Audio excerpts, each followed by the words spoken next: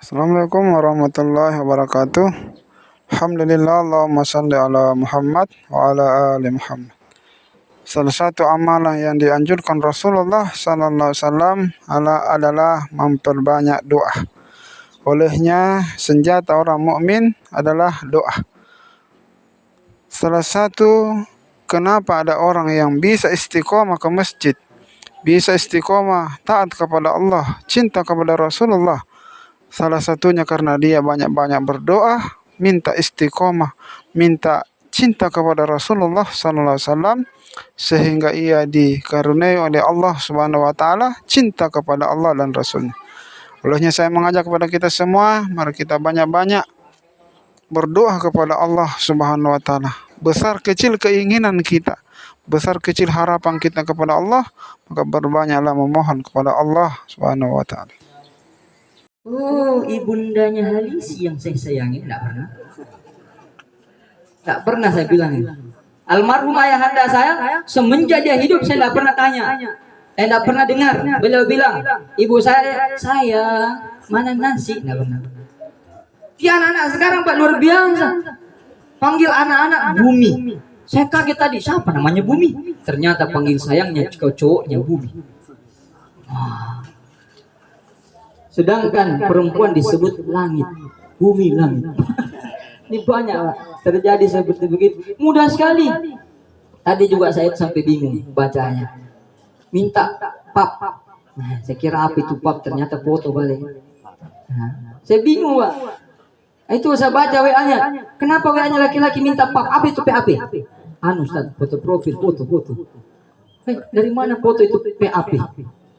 Saya bingung Pak dengan bahasanya anak zaman sekarang. Saya bilang, Dek, itu kalau ada laki-laki chat kamu, minta fotomu dan lain sebagainya, dan ia minta dengan cara betul-betul memaksa untuk segera diberikan, itu nafsu. Baginda Rasulullah. Ada yang berpegang teguh kepada Al-Quran dan hadis, namun salah memahami, sehingga egonya lebih besar dibandingkan kebersamaan.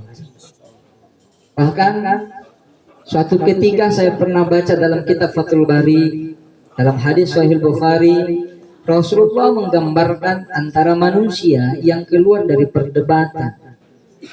Nabi mengatakan, siapa yang keluar dari perdebatan, perkelahian, pertikaian, walaupun ia dalam keadaan benar, maka apa balasan Allah? Akan dibangunkan istana di pinggir surga. Ini luar biasa Pak. Kenapa kok hadis ini Rasulullah sebutkan? Kenapa kok Rasulullah berkata, bersabda sedemikian rupa? Karena Rasulullah mengerti, oh, umat Islam harus bersatu walaupun banyak perbedaan. Dan Rasulullah tahu, ternyata Islam ini kalau mau maju harus bersatu Pak. Saya juga pernah baca tuh cerita bagaimana di perang Uhud, perang Badar. Ada posisi di mana perang Uhud itu umat Islam kalah, padahal di awal sudah menang. Kenapa di akhir ia kalah? Banyak yang terbunuh, termasuk baginda paman Nabi.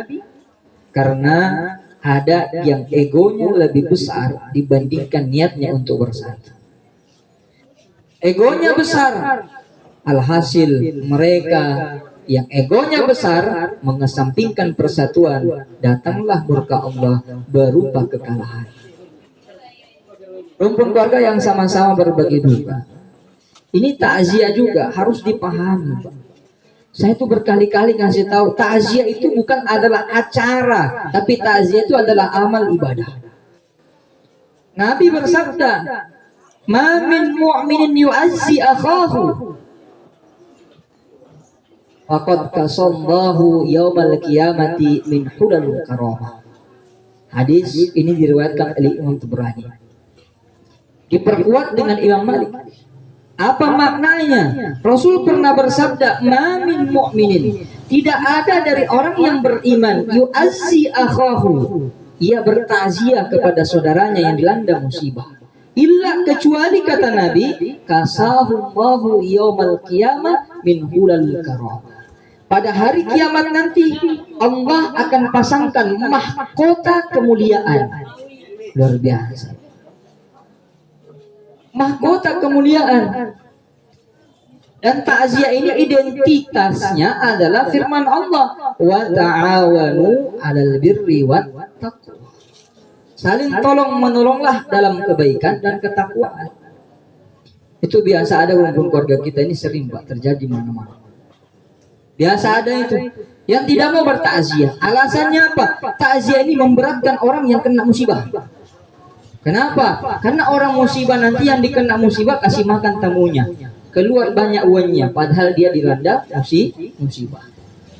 Sebenarnya hal ini kalau kita mau rubah sistemnya bisa juga. Kalau ada keluarga yang kena musibah, kita yang bawa makanan. Kalau memang itu yang mau dihindari, kita yang bawa makanan. Ini terjadi Pak di suku-suku Lombok. Saya sering takziah ke suku-suku Lombok itu. Nanti malam saya takziah di Mangkutanah, suku Jawa. Besok takziah lagi di unit 2 suku Lombok. Karena di Lombok itu orang suku Lombok itu takziahnya sampai 9 malam. Kalau kita biasa 3 malam. Satu minggu ini malam-malam takziah terus. Suatu saat saya yang ditakziahi. Itulah kehidupan. Takziah. Saya lihat suku-suku Lombok kalau takziah ada keluarganya yang dilanda musibah, mereka berbondong-bondong Pak, bawa kapara dijunjung tinggi, isinya makanan, isinya kue, isinya beras, isinya apa untuk membantu. Ini benar juga, bagus juga. Ya.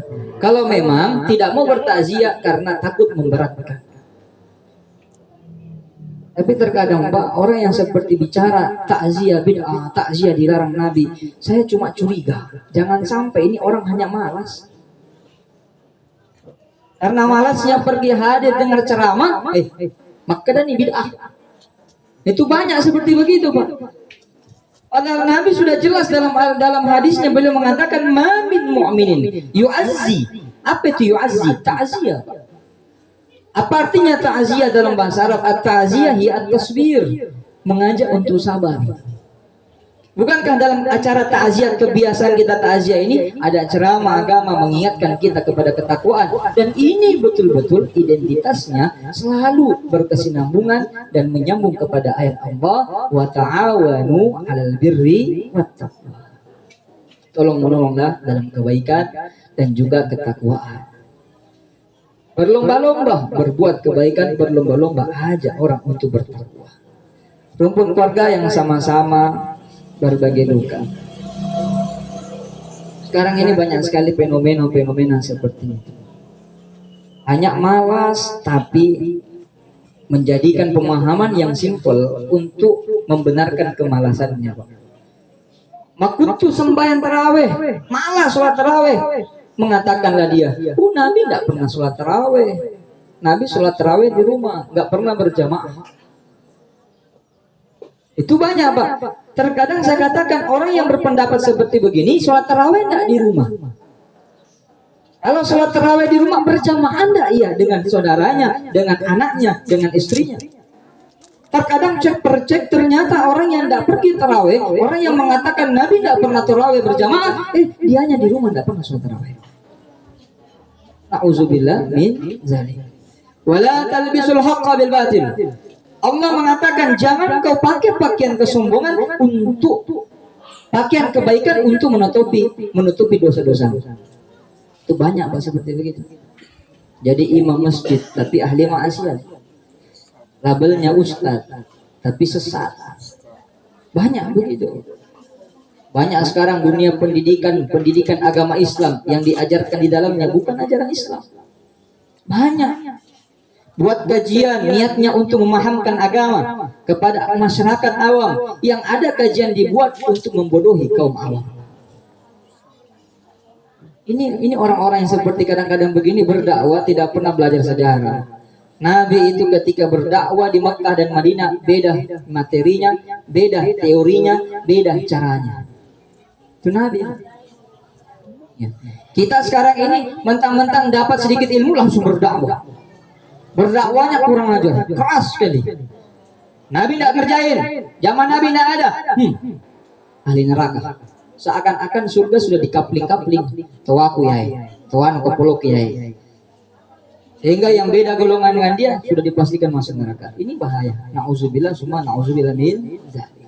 Tugasnya umat Islam, tugasnya manusia yang beriman, kata Rasulullah, itu bukan memastikan orang menjadi kafir, memastikan orang menjadi ahli neraka. Tapi tugasnya kita memahamkan manusia indahnya surga sehingga mau beriman. Ini yang harus dipahami. Nah, kadang-kadang kita ini gara-gara takziah itu ya berdebat lagi, tak mau takziah. Kenapa? Zamannya Nabi tidak ada. Nah, kalau bid'ah itu diartikan zaman Nabi tidak ada, zaman sekarang ada bid'ah. Maka saya mau nanya, Al-Quran yang kita baca mushaf 30 juz itu kapan munculnya? Zaman Nabi ada apa tidak? Tidak ada. Al-Quran tidak dijadikan satu mushaf, satu kitab dalam zaman Nabi. Di mana Al-Quran itu pada zaman Nabi? Fi zihn, di otaknya, dihafal. Fi al-qalb, di hatinya, diamalkan.